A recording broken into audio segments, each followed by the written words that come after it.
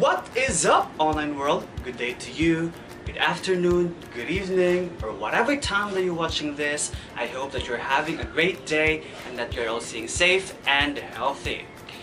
Let me introduce myself first. I am John Chris Bihu, a BSED student, and I welcome you all to my first ever educational vlog. With all that being said, the topic that I'll be sharing with you guys is something that could help all of my fellow students how to have an effective studying session or routine. I'll be sharing with you some tips and recommended techniques how to better facilitate learning as you study for your exam, quizzes, periodicals, recitations, or whatever test that you'll be taking. I know not everyone likes to scan their notes, memorize objective facts, or understand theory or concepts. But I hope that as you watch this video, you will gain a new perspective that learning could also be fun and easy with the help of these tips and techniques that I'll be sharing with you. So, without much further wait, here are some common learning techniques for effective studying session. The first learning technique that I'll be sharing is something that is very common and is what most students usually do. It is underlining or highlighting.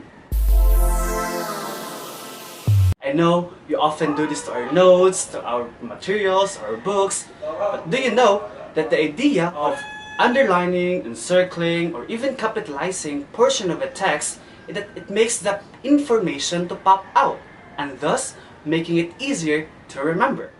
A number of studies reflects that reading underlined, encircled, or highlighted text promotes later memory on the marked material. Selecting very important information surely benefits memory rather than full reading the text alone.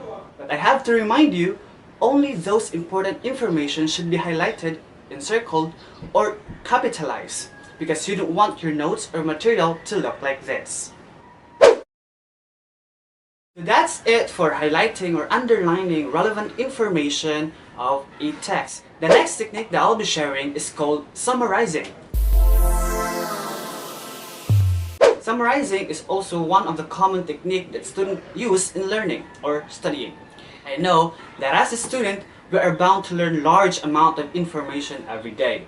And that itself is very tiring and is one prominent reason why students like me refuse to study, right? That is why summarizing is an effective technique that will help you sort out or filter only relevant information in the text. Successful summaries includes only the main points and capture only the gist while excluding unimportant and repetitive information in the material.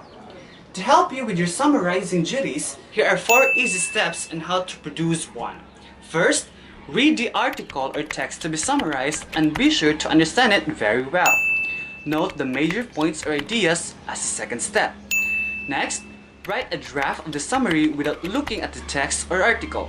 This will measure how well you understand what you have read. And the last, always prefer writing a summary with your own words or through paraphrasing. So that's it for summarizing, which is an effective way for you to have an in-depth understanding of your topic or the lesson that you are currently studying. The next technique is called Elaborative Interrogation or simply self-explanation. So what do you do in this technique to better facilitate learning? It's easy. It is through prompting or encouraging yourself to answer why questions. As we all know, we humans have this innate nature of being inquisitive and curious, and we bring or make use of that nature to this technique. So, to do this technique, you imagine yourself as a little kid. A little kid who always asks for the things he or she wonders. So, as you study, you also ask yourself why. Why is this idea correct? How did it transpire? Why does this connect to the previous ideas you have learned? Something like that. You must seek for explanation so that you yourself could logically understand the meaning of the information that you are studying. This is very helpful, especially if you know that the test will not be objective and instead needs explanation or something like essays, application, something like that. So this is an effective technique for those kind of examinations. The next technique that I'll be sharing is called keyword mnemonic and imagery for text. But let's start first with the keyword mnemonic.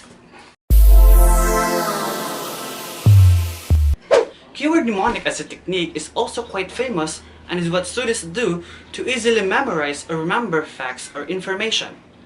So as the name suggests, keyword mnemonic is the use of important keywords to associate verbal imagery. So here are some examples of keyword mnemonics.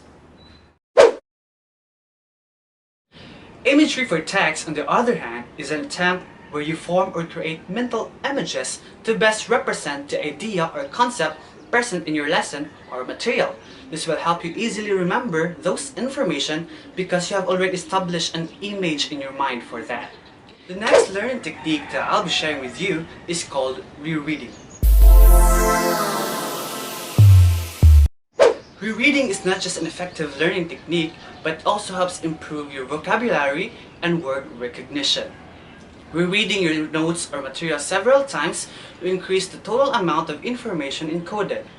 It's true that sometimes, if you fail to understand immediately the material we just read, we tend or resort to reading it again and again until we can finally absorb its meaning or gist, making ourselves comfortable with the idea and the number of words in the material. This technique may require more effort, but it has a lot of benefits apart from it is an effective learning technique. As what I've mentioned, it enhances your vocabulary and word recognition, in which the more you read, the larger your vocabulary becomes. Apart from that, it also develops your fluency or your ability to read text accurately, quickly, and with expression. Your reading also develops comprehension, or the ability to understand all the components present in the book. Comprehension is the essence of reading, and developing it can be your strength. Lastly, rereading can boost your confidence. I believe that with fluency and comprehension comes greater reading confidence. Let's proceed now to the next learning technique, which is called distributed practice. In this particular learning technique, it requires you to plot your own schedule of your learning sessions or periods. It is because distributed practice contributes better learning when your studying sessions are spread out in time rather than when they occur in close succession. This repetitive type of learning technique can include restudying the material, retrieving information from memory, or practicing skills. For example, allotting 2 to 3 hours every day to study, then spending 5 to 8 hours in just a day. Thus, distributing your study period facilitates more effective learning. The last technique, or my personal tip for you, is to personalize your notes, because in that way, you can easily remember or study the information of the lessons being discussed to you prior to that day. So, those are the tips and recommended learning techniques which you can use for you to have an easy and fun learning session. Make all your study sessions worthwhile, memorable, and effective.